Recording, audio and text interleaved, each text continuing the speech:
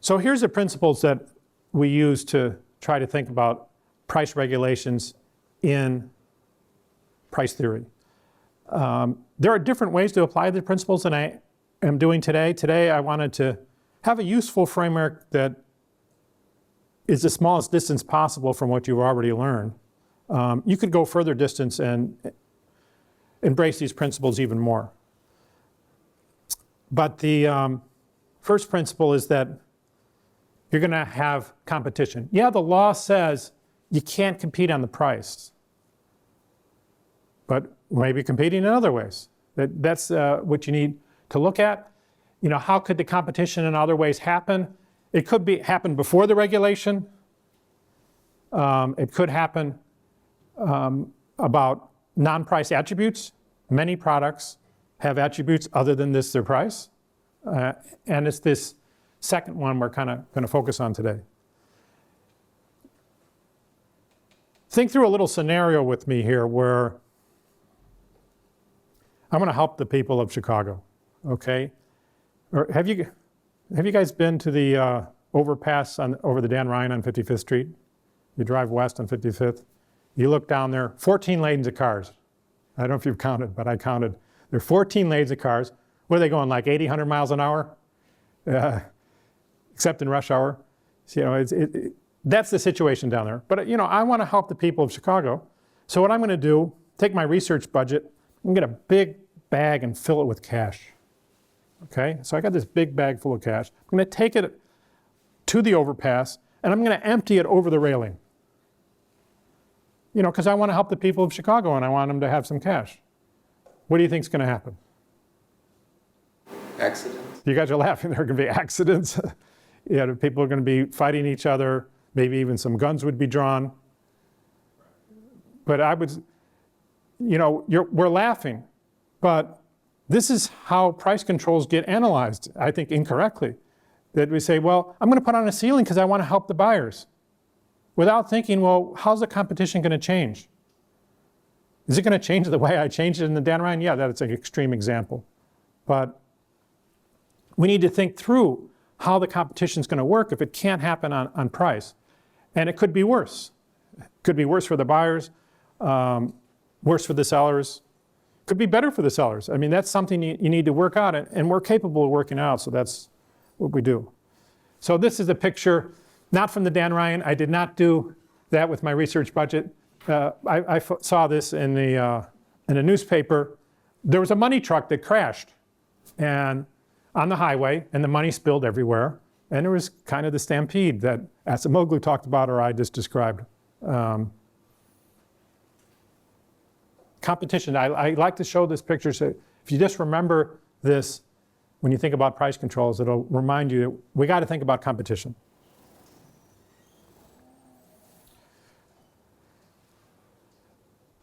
Also, the gains from trade perspective points you in that direction. The buyers and sellers are going to try to find some other way. They're gaining from dealing with each other, and they're going to find some other way to try to get as many of those gains as they can. Another thing to look for is, well, why do we have these price controls?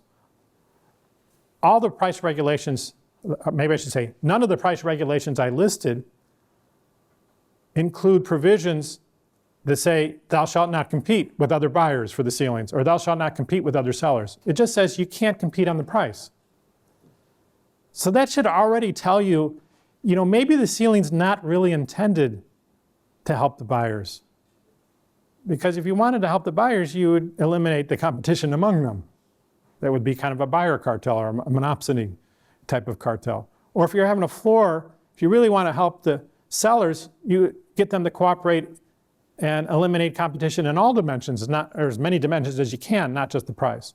So it kind of leaves the question, well, why do we have that? And, you know, maybe the regulators benefit. I'm going to show you a picture of that in a second. These are false litmus tests. They come from the kind of traditional view of price regulations.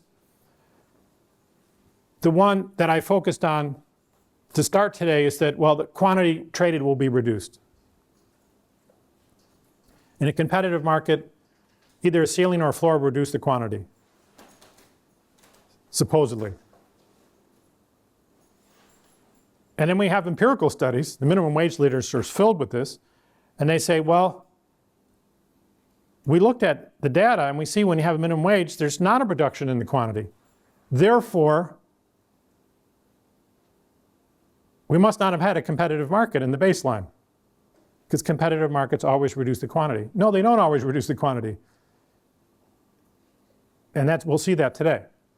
Another version, it's kind of what you alluded to when I mentioned the stampede. Another version is that, well, you're going to have lines, queues.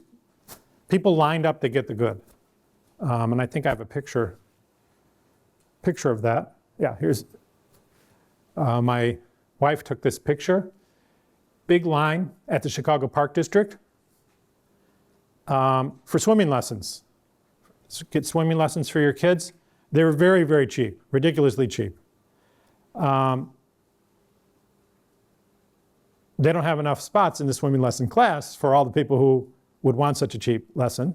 So the way the swimming lessons are allocated is whoever gets there first on a Saturday morning, they open the doors at 9 o'clock. So the parents are showing up there at 6:30 in the morning. And this is the line. We already got through the line, so we're on our way out. We took a picture of the line.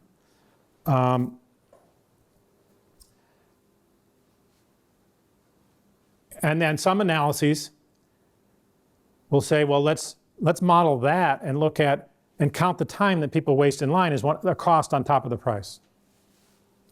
And at least that's a coherent model. It doesn't have miracles in it. A problem with that model is that the line is not benefiting the parents. The line is not benefiting the swimming teacher. So why do we have it? Parents love their children. Well, Isn't this for kids? but why do we allocate the swimming lessons with a line? Now maybe they just forgot to take economics. That would be kind of Milton Friedman's view. But is there another explanation? Why? Yeah.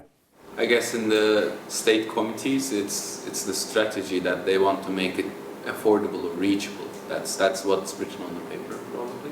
But could they allocate it some other way without a line? It's pure waste, it seems like. Sure. Yeah. They could randomize They could randomize. They don't, though. Why? because they don't internalize the cost of waiting in line. Do you think anybody cuts in this line? Sorry? Think anybody cuts in this line? What if I'm the alderman? Do I get to the front of the line? Do my friends get to the front of the line? Yeah. The line creates value to the regulator if the regulator has the power to cut. Can they cut? Yeah. I don't know, like if I see my alderman cutting, I'm like I will look at him in the face and say, No, I'm but not voting for you. he's not gonna walk out there and do it. I mean, he's just gonna have his kid signed up the day before. Oh, I see. Because it's his employee, you know. And so there'll be already kids signed up before the first parent gets in line. It gives some additional wealth or income to the connected people. So I think it's not an accident.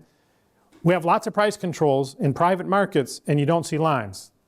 Where you tend to see them is in government. And the government will tend to put people in the lines, and the important people don't have to wait in the line. That would be one thing that happens, yeah. So I'd say a regulator asking the person who facilitates this pool to get their kids or their friends' kids in front of the line or maybe take through the back door is something bad.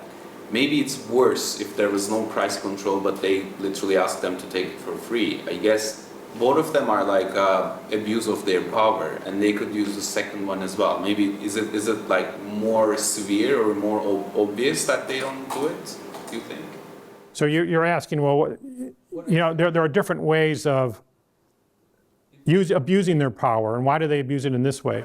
Yeah, it seems like an indirect way. You could just abuse it outright without any price control as well. Why first set the price? Now, These are the sort of questions you want to ask. Now, I'm not going to get into them